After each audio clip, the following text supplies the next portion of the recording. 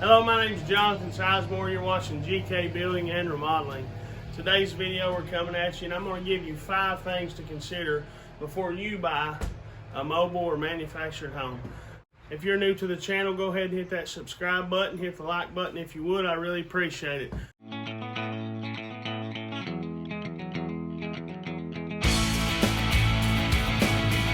Me and my wife in 2021, we bought this Clayton's Island Breeze mobile home. It's 28 by 56 long, I believe it is. Don't quote me on that, you want to look it up.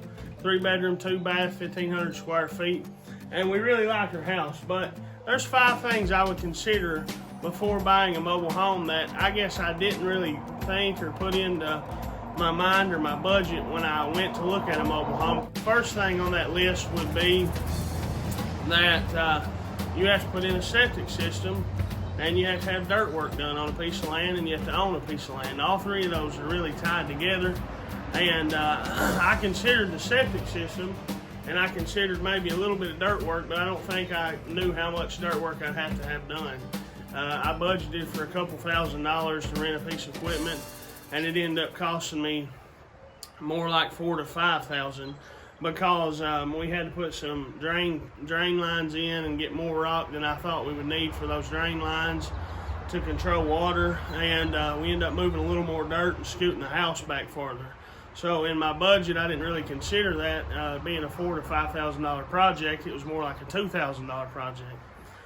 Then the septic system, there was an existing septic system on this piece of property, but it ended up being no good, so we had to completely replace all of it. So I budgeted for like $1,500 to repair the old septic system, and it ended up costing us more like $3,000 to put a new one in, which is still cheap considered some people pay $7,000 to $8,000 in other places. But there's a local guy here that just does it on the side, and he cut me a good deal on it.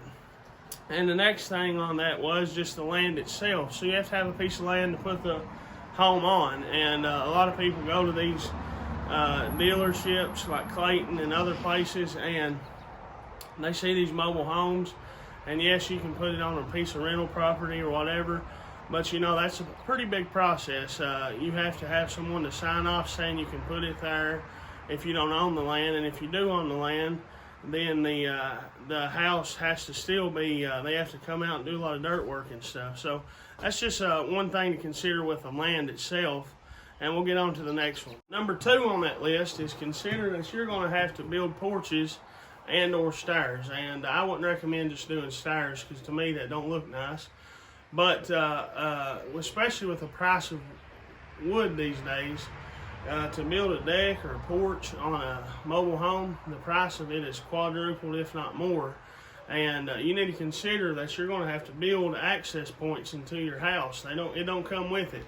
Now they'll add it onto it and jack the price of it once you can build it yourself or have someone do it. And they'll just third-party hire a contractor to come and build you some steps or porch, or they'll throw these little like fiberglass steps up against it for like $600 extra. But I wouldn't recommend that. I would build nice porches if I was going to invest the money, because a mobile or manufactured home isn't cheap these days. It's still going to cost you a pretty penny, so if you do it, you might as well budget and think ahead of these things you're going to have to do. And that's why I say number 2 on the list. When we bought this piece of property, we didn't have the money saved to build this 26 by 12 deck / porch on the front, which I have videos of, and I'll link them in the description below the playlist. I'm not 100% done on it yet, but we will finish it up, and I'll add those to the playlist whenever I get them done. But when we first bought it, we just built a 5-foot by 8-foot little small deck on the back just to get in and out, and we didn't want a big deck there anyways, and because we want to put a concrete patio around back. So we went ahead and built that, and we started saving and didn't even have front steps besides some concrete blocks that I just stacked up until we could build the porch we wanted. And we've almost got this finished, and that was a big thing that I didn't consider. I didn't really know the price of wood was going to get as crazy as it did, and we didn't budget for that when we were buying our home. We budgeted, I guess we just didn't think of it, and that's why I'm telling you guys. You know, you buy a home that someone's already lived in, all these things are already taken care of. You know, they've already got entryways and already got decks usually. You may want to upgrade them and stuff, but they're already there. And when you get a mobile home, they come and set the thing up.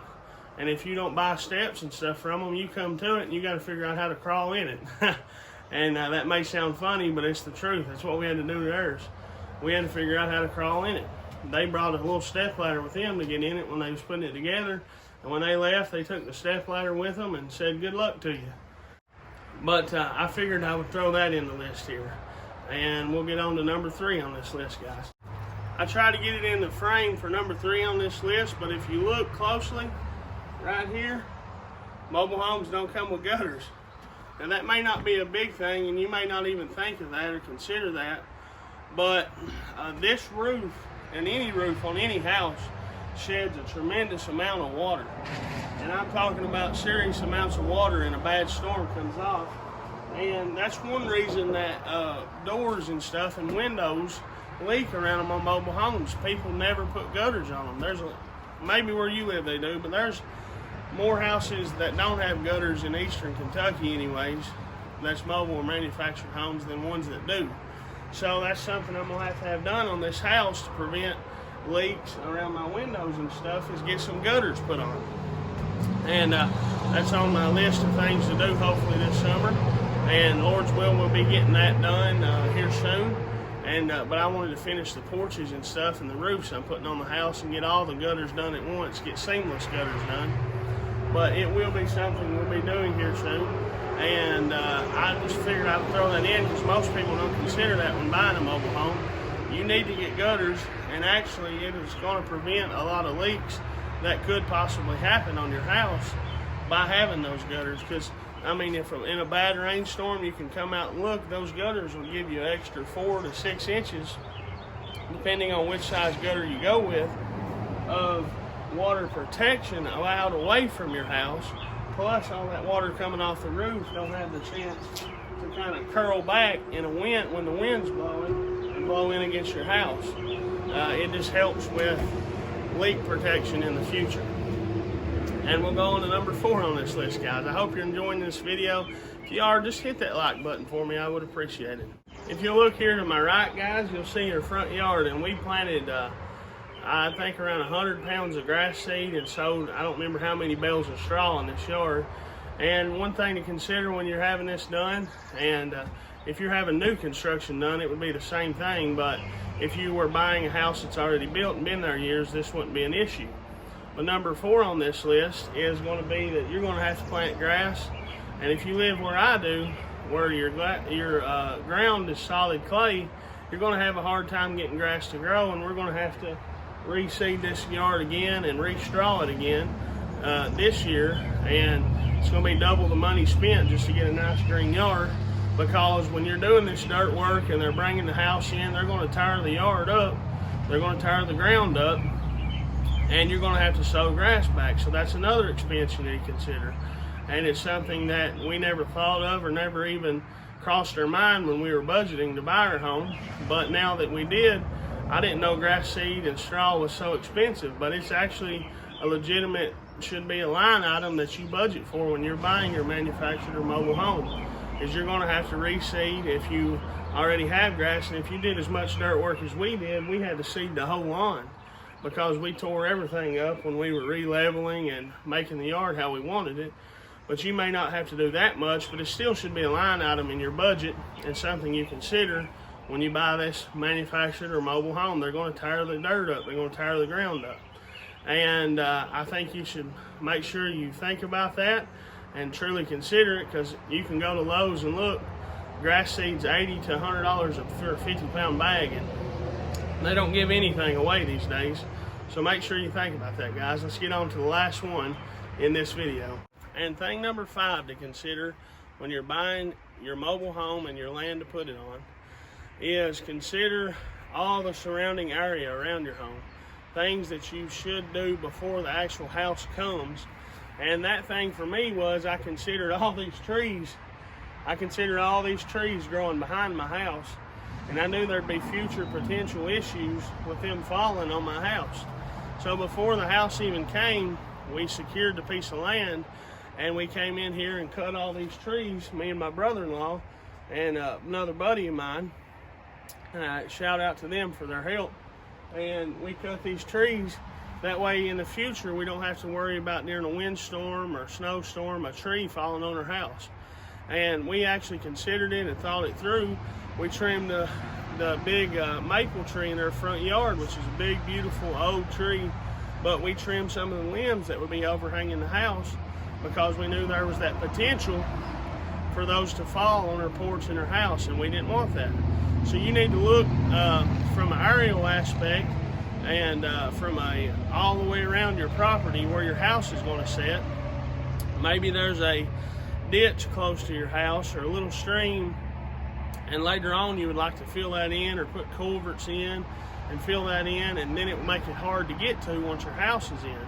And you need to consider those things before you just get the house moved on the property, and plan ahead. And maybe there's things you need to get done, just like I did, taking care of all these trees and stuff. That was an issue, and I'm glad I did that before we moved the house in, because it was less of a risk. If one of those, say we roped this big red oak tree directly behind me, we roped that up the hill, cranked it and cut it. Say if we would have waited till our house was here, and we could have did the same thing, but what if one of those ropes would have broken, that tree would have fell the wrong way? Yeah, it's not likely, but it could happen. And thankfully we went ahead and took care of that tree before we moved the house in, and if that would have happened, it wouldn't have been really a big deal. We just had to clean up the mess from it. But we thought ahead and we planned strategically and tried our best to get everything we could done that we knew we needed done or could need done in the future before the house even came. And that's something you really need to consider when you're buying a manufactured mobile home. But guys, I hope you enjoyed this video. If you did, why don't you get down there and just smack that like button for me. And if you're not a subscriber, I would truly thank you, and it would be an honor for you to be a part of this channel. We're halfway to 1,000 subscribers, and the sky's the limit, and I thank the Lord for every one of you guys. God bless you. Have a nice day. Me and my wife, 2021, bought this brand new Clayton